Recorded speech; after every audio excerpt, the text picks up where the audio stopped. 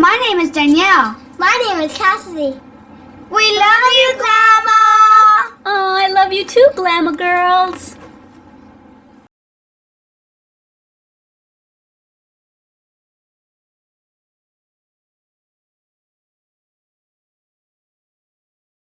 Hi everyone, Glama here. Welcome back to Made with Love by Glama, where everything here is always made and taught by me with love. Today we are going to be Tunisian crocheting in the round. So since we're going to be crocheting in the round, I figured I would make a maybe just a little infinity scarf, not too wide or anything, just about this wide. Maybe a good 4 or 5 inches wide or so. And we're gonna make it, I'm gonna make it down to like my belly button area. That way you can either wear it long or you can double it up and make it a little shorter around the neck. So that way you have options with it. So that's what we're going to make as I teach you how to Tunisian simple stitch in the round. Okay, so this is what you'll be needing. Yarn, a Tunisian cable hook, a tapestry needle, and a pair of scissors. Oh, and I almost forgot a stitch marker. Okay, so I'm using a, let me see if it shows up, a 9.0 millimeter Tunisian crochet hook, and I don't even remember what this would be in American sizes. I would have to go look it up, darn it, and I don't remember. I'm using a pretty big hook, even though my yarn isn't very thick or chunky. This is Caron Simply Soft yarn.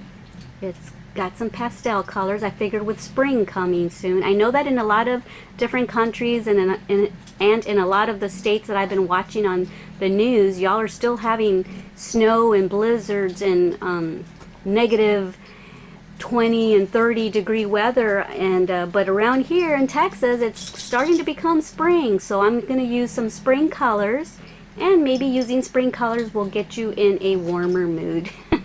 So anyway, I'm going to leave a teeny tail, just a little bit of a tail, so I can weave it in later, or maybe I'll work it in with my work later. But let's get started with a slip knot. Okay, and we're just going to make some chains now. Okay, all right, so just go ahead and make chains, and this is making my chains pretty loose because it is such a big hook, but that's okay because then it tends to not make the Tunisian stitches curl up, because for many of y'all that know how to Tunisian crochet, you know that the beginning rows tend to have the Tunisian curl. Well, when you use a bigger size hook, it tends to minimize that a little bit. So let's just go ahead and make chains. I'm going to make chains until it measures about 55 to 60 inches, okay? So when I come back, I'll let you know how many chains I actually made. Okay, now that I have my super long chain, I have about 150 chains. And now what you want to do without twisting your chain, keep the V's right side up, go all the way to the bottom, to the beginning of the chain. So here's the end of my chain right here, and here's the last one that I made. So I am going to join like this, and then I am going to join it together.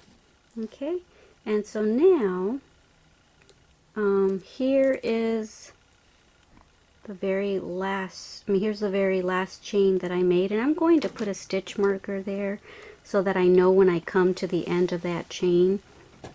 Here's the V, and here's my very last hump of the very last chain that I made, and that's what we're going to go into, is the back humps of our stitches. Okay, so now that we've joined, let's turn our chain upside down, and we're going to go into the back humps of our chain. If you turn it sideways, you see like that, you can see where the hump is. Okay, so now here's my next one. Having to really hold on to it so it doesn't twist on me. Okay, so I just grabbed that one. Here's the next hump right there. Yeah, let's get in there. Okay, and just collect all your humps. So you see, you can see where your next one is. It's right there, and then your next, then your next. That'll be the last little spine or hump that you grab, and then I will come back and show you what to do next. Here I am at the last one, the one I put the stitch marker on. So I'm going to see if I can put my hook in there without taking the stitch marker out yet. Yay, I did it. Yarn over, pick up the loop. Okay, and now I can take out that stitch marker. Usually you don't connect the chain in Tunisian crochet, you just make panels and then sew panels together. But by me connecting the chain, I've already started working in the round, but this is the part that is different. There's a step we have to do in order to make the seam appear like there is no seam. So get the end of your cable with the stopper right there, and this is the working yarn. And so now we're getting ready to do our reverse pass. And normally on Tunisian crochet you would yarn over and go through one, right? And then pull that through. And then you would yarn over and go through two. But instead of just yarning over the hook, we're going to go under this cable and then yarn over. Okay? So we're kind of hugging that cable there and then going through one. Okay? And now rather than going around the hook and going through two, we're going to go under the cable and around the hook, and now we're going to go through two. Okay, and so what we've done is we've made these two little loops on our cable. That's the key right there to Tunisian crocheting in the round, is remembering not just to yarn over the hook and go through one, go over the hook and go through two, but going under the cable and over the hook. Okay, so that's the key to Tunisian crocheting in the round. Now that you've done that, now the cable, just leave it alone and just yarn over, and now continue doing your reverse pass as normal. Yarning over, going through two, yarning over and going through two, yarning over and going through two. And we're going to do this all the way till we get to the end. So you see, this is it in the round. We're going to do it all the way until we only have three little loops on our hook. Something that I've done differently than other people have done when working the Tunisian crochet in the round. Other people have done tutorials on Tunisian crochet in the round, but it's usually not connected at the bottom here because they don't connect the chain at the beginning the way we did with our slip stitch, and then they sew the bottom together with this tail. But because I closed my row with the slip stitch, we're not going to have to do that extra step. Okay, so I've got to do these three left, go through two, yarn over and go through two, and now I have the three loops on my hook that I said I wanted to stop at, and then I've got the two that I made at the beginning. And so what we're going to do is, with this loop right there that's closest to these two, I'm going to pull it over. Did you see that? I don't know if my finger was in the way. I'm going to pull it over and keep it separated like this, and we're going to treat those two loops as if they're just one. Okay, and now we're just going to continue yarning over, go through two, and remember I just said those two are going to act as one. So it looks like we're going through 1, 2, and 3 loops, which we are, but we're counting those 2 loops as just one loop together. Okay, and now we're going to go through the last 2, and that's it. And that's how you connect, by pulling over that one strand over those 2. That's how you're connecting your Tunisian simple stitch, and when you are done, you're not going to really be able to see a seam at all. It's going to look all uniform. So that is pretty much it for Tunisian crocheting in the round. So get your stitch marker, since I'm new at Tunisian crocheting as well. I'm going to put my stitch marker on the very last stitch that I'm going to do when I come around this way. So that's the very last one. That's the very last vertical bar that you would Tunisian crochet into. And this one is, it looks like there's 2 strands on there. You see, dang it, the light's not very good, is it? But that's already a worked stitch. You see the yarn right there and the yarn back there.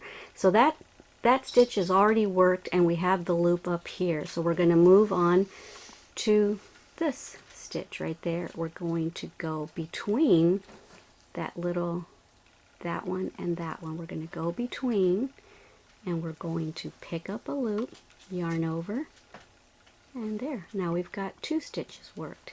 And we're just going to do the Tunisian simple stitch the way we know how to do it, as normal, and then everything is the same until you get to the end. Okay, just 1, 2, 3 more vertical bars to go. Okay. And there's the one with my stitch marker on it. So that's my last one. There we go. We just did the last stitch. Okay, take that out. And now comes that part where we grab the end of the cable and just kind of hold it like this together. And here's your working yarn.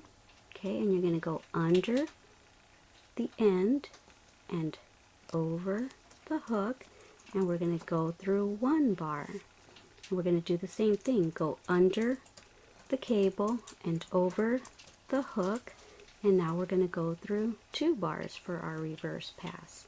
Okay, and so once again we made those 2 loops right there that we end up working with later on. Now you're just going to do your reverse pass as normal. Yarn over, go through 2. Oops, let me push these more forward. Okay, so yeah, just continue as we've been doing, and that's pretty much all there is to it. So we just go ahead and do our Tunisian simple stitch reverse pass, and then I will meet you back here when I have 3 loops on my crochet hook. Okay? Okay, so I am almost finished with my reverse pass.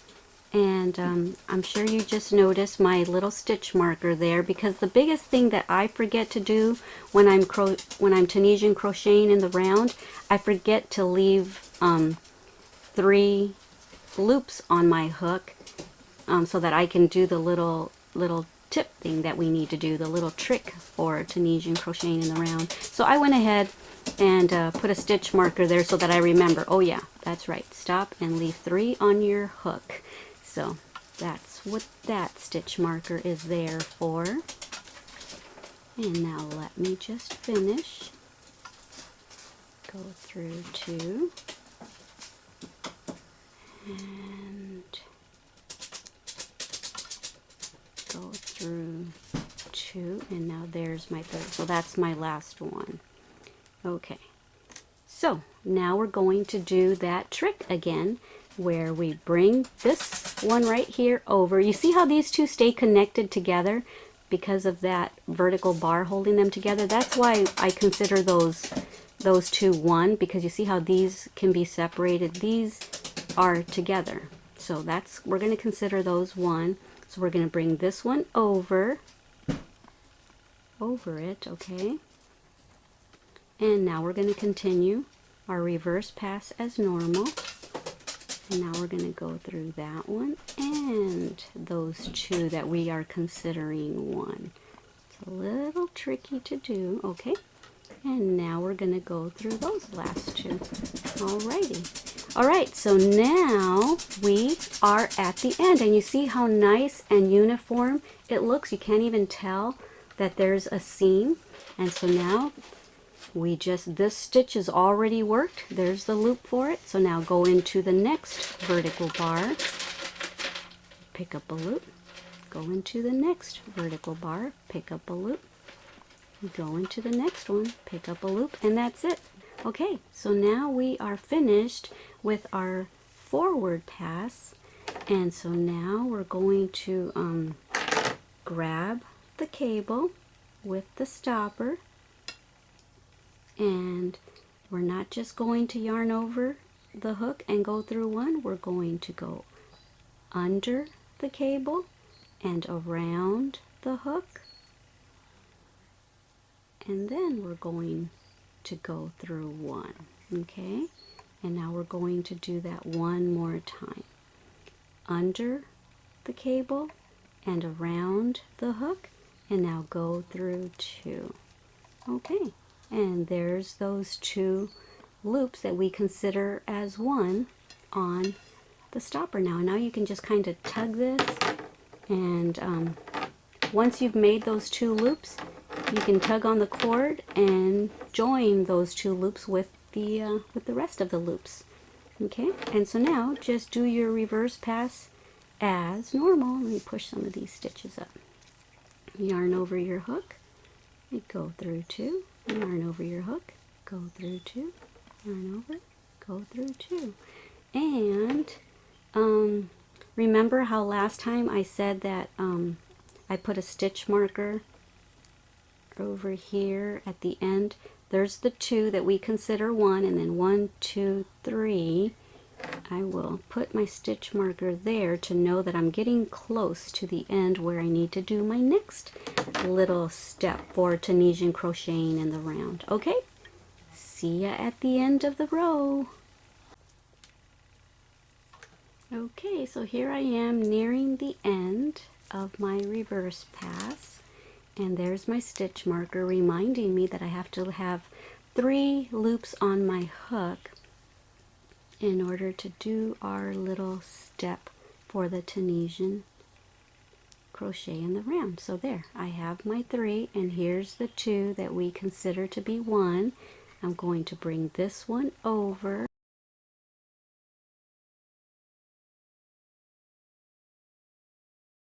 Okay, so just kind of hold it over here with your index finger, yarn over, go through 2, okay, yarn over,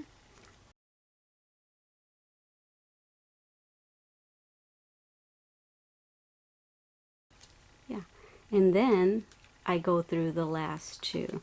Now I'm just going to pick up my loops. Okay, and that's it. So just continue with those steps that I've shown you, and just continue with your Tunisian crochet in the round till the project is as wide as you want it.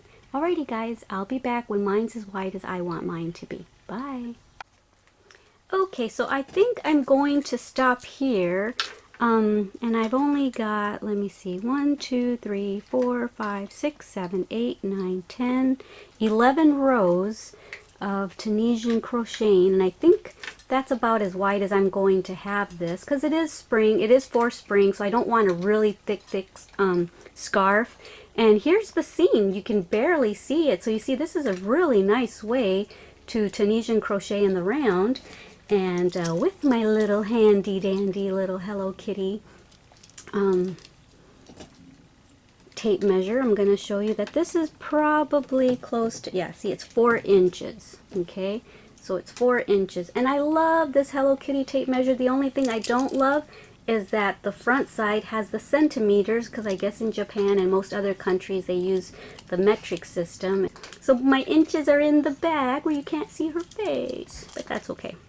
So yeah, we've got about 4 inches here, and it's probably going to be about 4.5 by the time I'm done, because what I'm going to do now is I'm going to bind this off, and then after that I'm going to do a row of single crochets on this side and a row of single crochet on that side. So that's going to add maybe an inch or half an inch. Okay, so since I have it the width that I want, we're going to bind off now, and we're just going to go into the next stitch, yarn over, and go through. Go into the next vertical bar, yarn over, and go through. Okay, and that's it. Let's just do that all the way around till we get to this end, and then I will meet you back there. Okay, so I just went all the way around with the binding off, and I came to the end, and I went ahead and I slip stitched into the very first one that I did. And so now what I'm going to do is I'm going to switch from my Tunisian cable hook to just my regular 10.0 or actually 6.0 millimeter hook, and I'm going to chain 1, and I'm just going to single crochet all the way around. Okay, alright, so I think I'm actually going to put another one right in there, and I'm just going to start single crocheting all the way around the project now. Okay, so if you want to do that, go ahead, and I will meet you around when I get back to the end over here. I'm at the end here, and I'm going to slip stitch into the very first one. And as many of y'all know, my projects tend to evolve as I'm going along. I sit here and think while I crochet, so I just came up with something else that I'm going to do. Now that I slip stitched, I'm going to chain 3, and then I'm going to chain 4, because I'm going to skip so that fourth chain is because I'm going to skip a stitch, and I'm going to double crochet into the next one. Okay, and so the reason why I did the 4 is because when I come around this way, that third one right there, 1, 2, 3, is the one that I'm going to slip stitch into, so it'll make like a little square. Because now that we did a double crochet, I'm going to chain 1 because I'm going to skip 1, and then I'm going to double crochet into the next one, and I'm going to do that all the way around this end of the infinity scarf, as well as chain 1, as well as the other end of the scarf. Okay, and let me show you what that's going to look like. Yeah, see, that's kind of cute, isn't it? So then when I come around this way, this will get tugged on, and so that's going to look cute to have that on both ends. So that's what I'm going to do. If you don't want to do that, then you can already be done with your infinity scarf, but I like it. And look, you can't even see the seam where we did it in the round. Awesome. Okay, so I'll see you back when I am done doing this to both ends. Okay, so I'm finished. I did the double crochet and then chain 1 and then skip a chain and then double crochet trim all along this end and this end, and then like I said earlier, my projects always seem to evolve into something else. So what I did is I hung fringe on one side of the scarf, and so that's the side that is going to hang down when you're wearing your infinity scarf like that. For those of y'all who have never done fringe, it's super easy. What I did I had it really long fringe, and a lot of times I use 2 or 3 strands to make fringe with, but because I'm making this as a summer infinity scarf, I wanted it to not look too bulky. I wanted it to look airy for springtime. So I'm just using 1 strand of yarn, and this one's about 16 inches long. And so what I did is just put it between the big gap there where we did the chain 1. Just bring it through. When you've got your little loop, grab the end of it, and there's your fringe. So that's what I did all along the bottom, and I still have these to do, but I wanted to show you how to do the fringe. So that's it, guys. I hope you enjoyed this tutorial. It was super easy, I hope, for you guys to Tunisian crochet in the round, and the project kept evolving, and it's actually a lot more adorable than I originally envisioned. So I am pleased with it. I am very, very happy with my Tunisian infinity scarf. Alright guys, thank you so much for joining me here again at Made with Love by Glama, where everything here is always made and taught by me with love. Alright guys, don't forget that I love you, and don't forget to love yourselves and everyone else that you come in contact with. Alrighty guys, bye! Okay, so I wanted to show you that I didn't end up going all the way around the back side of the infinity scarf with the tassels, because I didn't want some of the tassels to be, you know, all over the place in the back and everything else. I mean, you can go all the way around if you'd like, but I think I'm just going to leave it from there all the way to here is where I did it. So I like it like that, so I'm going to leave it. So it looks really pretty on spring, I think, don't you think? I adore it. I can't wait to wear it myself. So yeah, see, and I like how these long 16-inch tassels look when they kind of hang forward like that.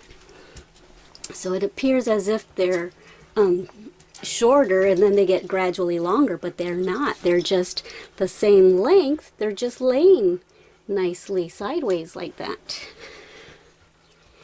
I'm out of breath because I just walked my dogs. Okay, so yeah, I just wanted to come back and show you. I love it. So anyway, I will take pictures for the thumbnail now.